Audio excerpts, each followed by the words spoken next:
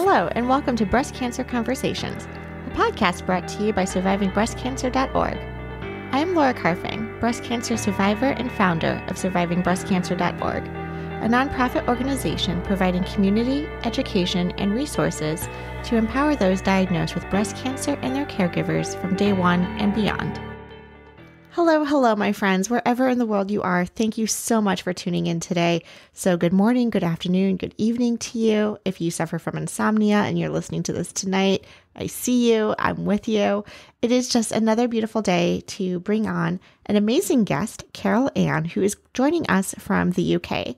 She has started her own support group, helping people all over the UK so that they are not floundering alone. They are newly diagnosed and they have questions.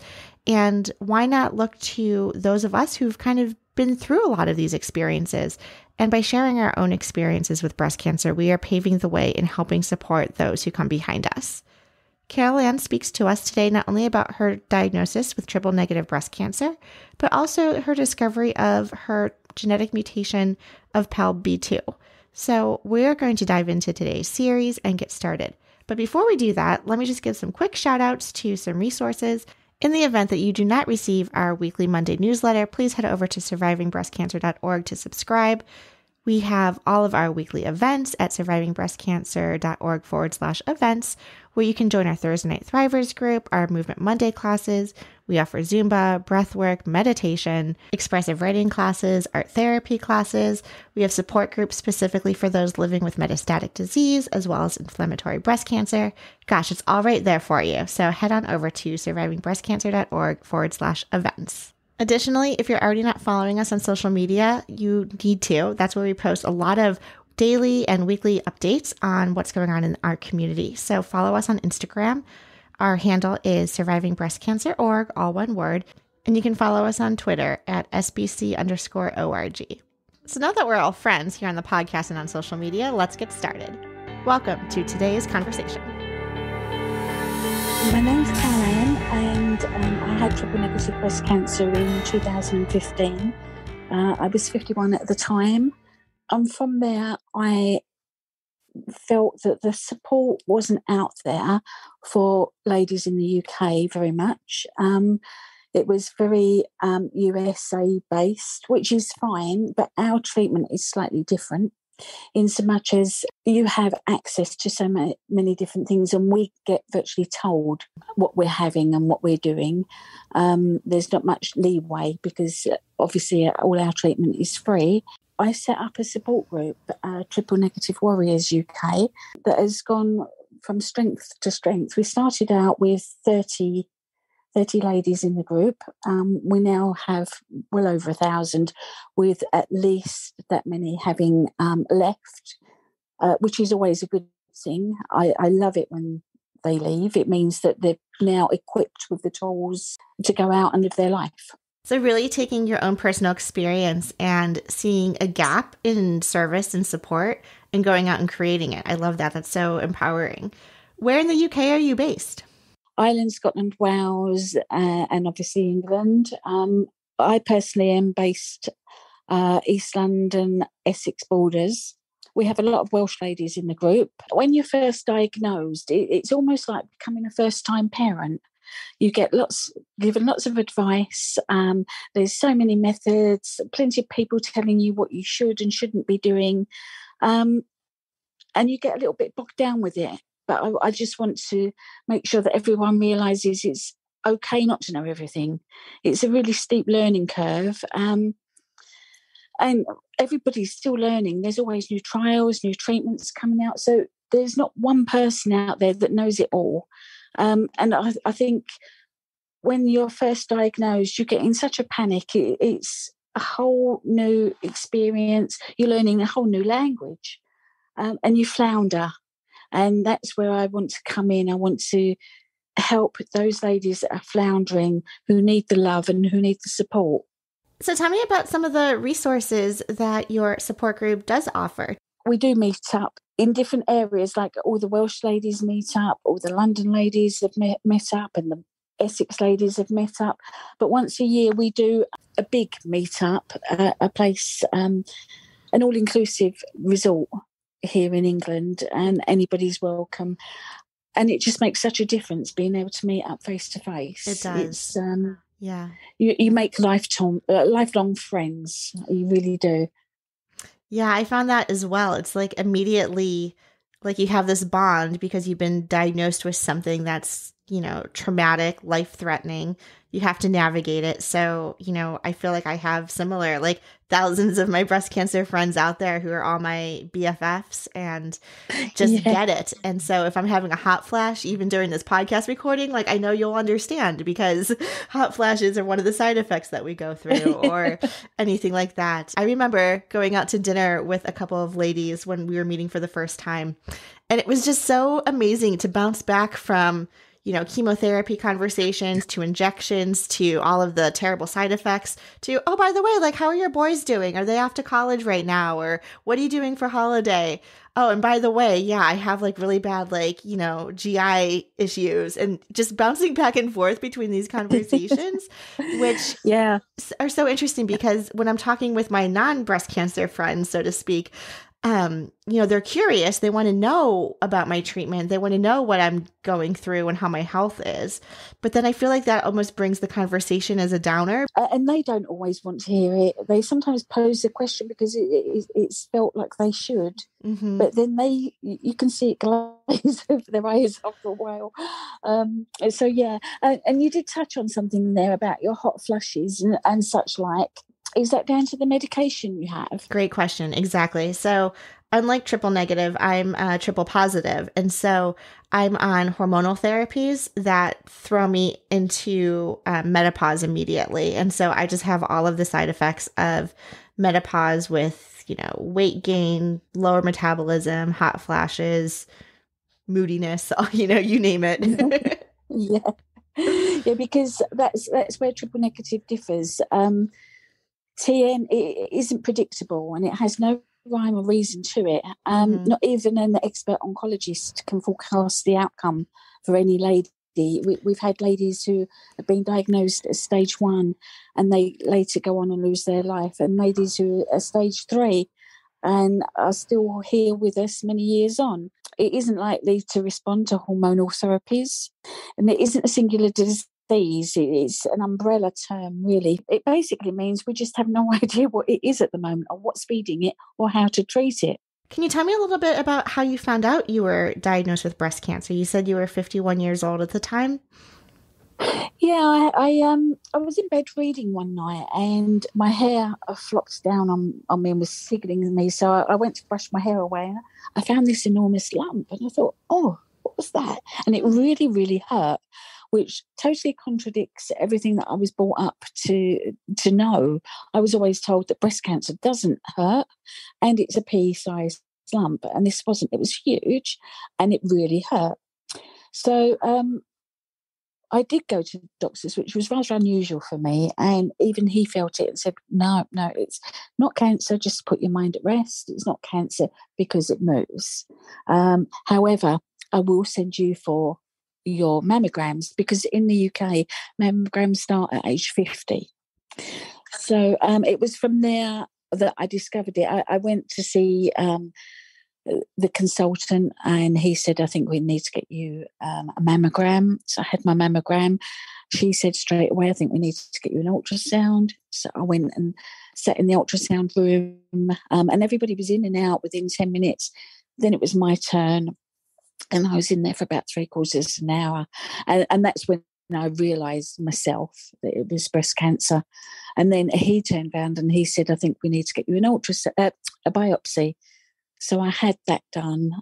Then I was told, yes, it is definitely cancer, but it wasn't until the biopsy results came back that I was told that it was triple negative. And I thought it was a good thing. I thought, oh, it's a negative thing. Okay, that's good. That's good. And it was only when I went home and researched it that did I realise that it can be really rather aggressive.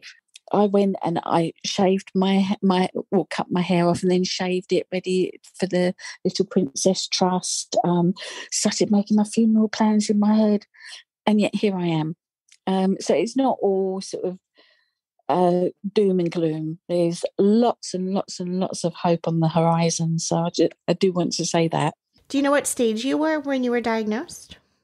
So I was stage 3. Stage 3. Okay. So yeah, I had FEC.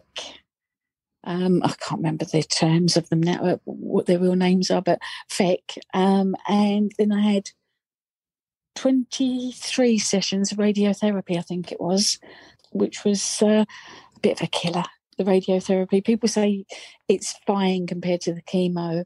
And it is. But the going every day and the burning and, I don't know if you want to add that bit in case I scare something.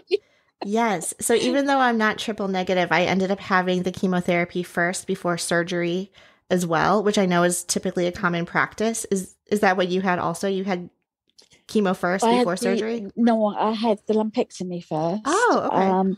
And then the chemotherapy. In hindsight, I would have, if I'd known then what I know now, I would have asked for the chemotherapy first, because only by having the chemotherapy first do you realise if it's working or not, and do you need to change your chemotherapy. But I had a lumpectomy first, and it seems here in the UK that it's pretty much down to the different oncologists what you have first. They say it's dependent on the stage, the size, but it doesn't seem that way. Yeah, there's so many factors. And, even in the US, I feel like we hear that too, where, we lead a Thursday Night Thrivers support group online, and, everyone's story is so different. Like, once you think you understand how the rubric works or how decisions are being made, there's either a new trial that comes out or new studies that come out. And, it's so many factors that play into those decisions. And so, yeah, I can't even comment on it anymore, because, it does change. And I think you are right. Like, it might depend on the oncologist, what they think is the best course of action. For so many of us, we want to do surgery first because we just want the we just want the tumor out of us. Like, put me in now, take it out of my body. Again, depending on the stage and phase and everything too. I wasn't a candidate for some of those tests. I don't know if they have them in the UK where you can get like an oncotype score or like some sort of score to see if you are a candidate for or not for chemotherapy. But because I was a later stage as well, I was getting chemotherapy regardless, so it didn't matter.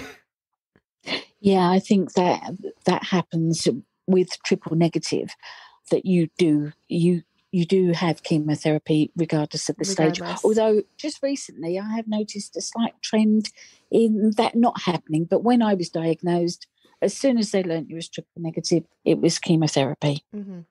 There was no questions, no debate. You're having chemotherapy. I don't know about you, but when I was diagnosed, I thought breast cancer was breast cancer. I didn't realise that there were so many different types. And yeah, it was a bit mind-blowing at the time.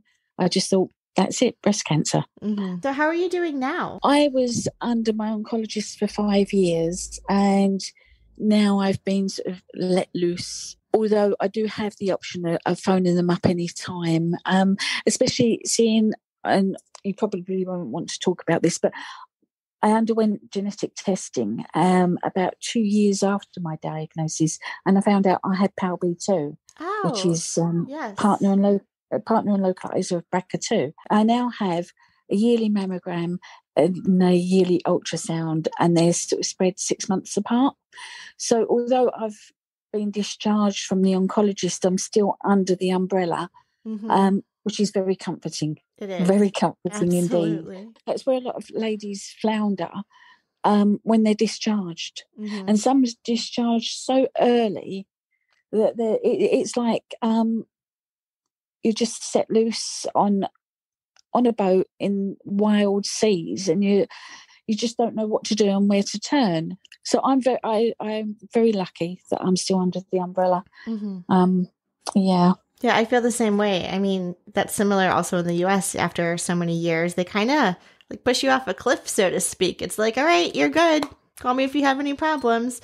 And after being so carefully watched, it is a little disconcerting to be like, are you sure? Like, no one's going to check on me.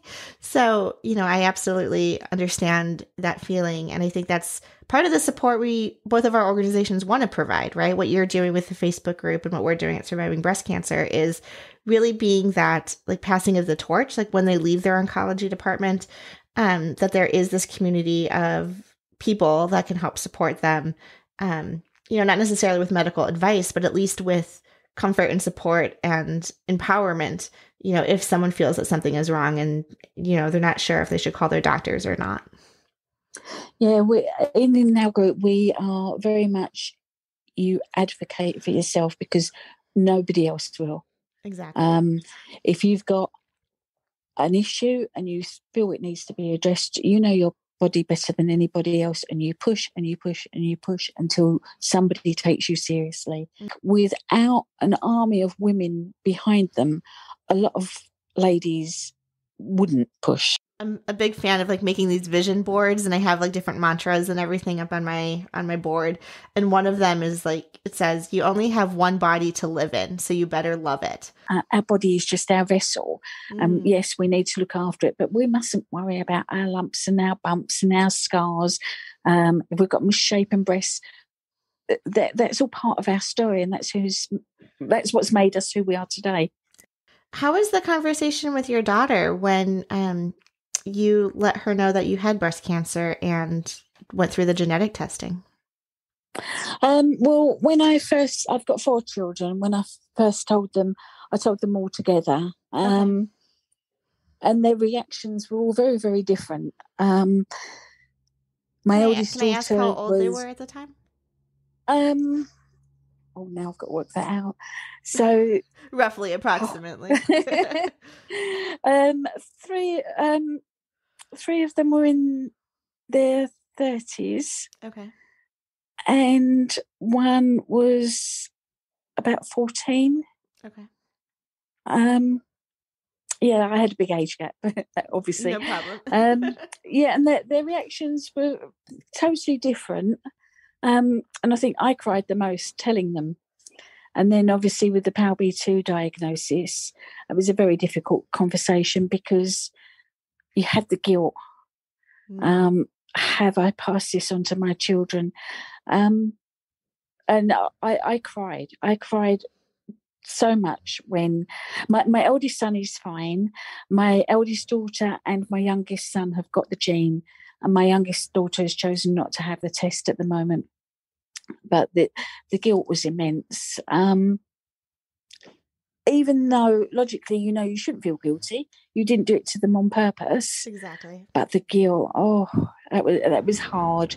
When I found out I had PALB2, it was nothing to me. But when I found out my daughter did, I was with her when she found out, and I sat there and I cried and cried and cried. And I spoke to my husband at the time and said to him, like, she didn't get upset. And he said, well, did you? When you found out? And I said, no, I didn't. And that sort of, I realise it's how you feel about your children more than how you feel about the diagnosis, which is, that was empowering as well. Yes. Knowing why I broke down so much. But yeah. You want to do everything you can to protect them. And yeah. Absolutely. We did a podcast, and I'll share it with you as well. We had a panel of moms on the call talking about that guilt you were describing, the probability of passing on the genes to their children. And then we brought the children on, adult children, to talk about their experience as well. I'll share that with you because it was quite powerful.